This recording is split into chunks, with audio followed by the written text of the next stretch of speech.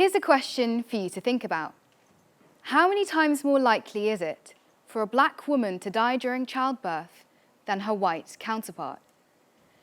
Now, you may think 2 or maybe even 3 times more likely, but actually this is often in the region of around 4 times. That's a percentage difference of 400%. Now, in cases where the only major difference is race, we have to ask ourselves, why on earth do such disparities exist? Now, this isn't the only place where this racial bias crops up. For instance, when individuals are going to get their kidneys tested, they take this test called an EGFR. And this essentially looks at results from blood tests in comparison to that individual's age and sex. But when a black individual takes this test, an additional racial modifier is used. And this essentially assumes that black individuals naturally possess higher levels of EGFR. But this isn't necessarily the case, and this results in thousands of individuals not getting the help they need when they need it. Now, during the COVID-19 pandemic, many of us in this room had to get our temperatures taken. And the device used to do this is called an infrared thermometer. And it works by looking at the levels of radiation on your forehead. But there have been studies that have shown that higher levels of melanin correspond to lower accuracy ratings within these devices, which essentially means that these aren't suitable for darker-skinned people. Now, the reasons why these issues exist are deep and complex, and to be honest, they're far beyond the scope of this TED Talk. But I'll attempt to kind of constrain them to a few systemic issues. The first being a lack of diversity within clinical trials. The second being the perpetuation of racist ideals and stereotypes by doctors and medical professionals. And the third being this inability to recognize that individuals, the symptoms that they exhibit show up differently in different individuals, and that these differences cannot be adequately explained by race and ethnicity. So, how do we begin to solve such deeply rooted issues? Technology has always been a medium for change, and because of that, it's always impacted the medical industry. I just gave you the example of an infrared thermometer. And artificial intelligence is a technology that is taking the world by storm. So naturally, many of us in this room might think to ourselves, well, surely AI could have some positive impact on this issue. And you're right, it can. Artificial intelligence can mitigate diagnostic bias by assessing how symptoms show up on a wide range of people. It can also reduce inequalities arising from differences in income and geographical location by increasing the scope of remote healthcare solutions. But AI has its flaws, and applying something that is flawed to an already imperfect system can have catastrophic effects.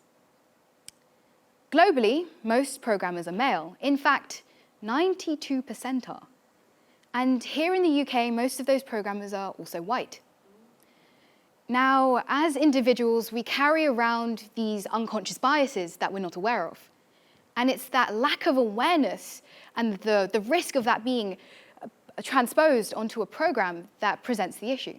And there's a very convenient name for this. It's called programmer bias. Now, statistically speaking, the places where artificial intelligence programs fail the most are the places where there's a lack of diversity within the workforce. So this means if you're not employing a group of people, this AI isn't going to work for said group of people. So in theory, the solution to this is quite simple. You can just employ a diverse team. You could get people from different ethnic and racial groups, different socioeconomic backgrounds, people who have different gender identities. But actually putting this into practice is incredibly difficult, and it requires the removal of barriers that have persisted for centuries. But the issue of AI and bias is even deeper than this.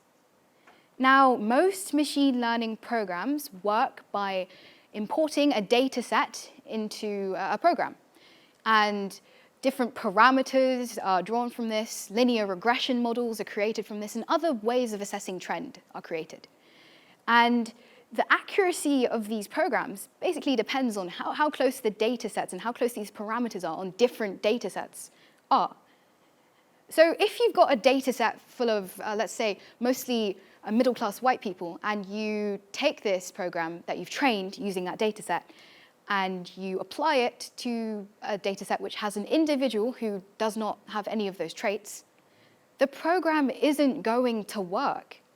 And we've seen this before with Google's facial recognition software failing to identify two black people in a selfie and misidentifying them as gorillas.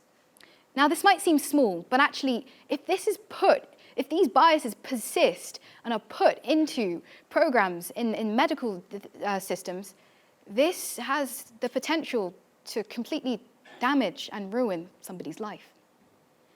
But there's more. As a programmer, your goal is probably to make the best program. Now, in itself, that's quite a subjective thing.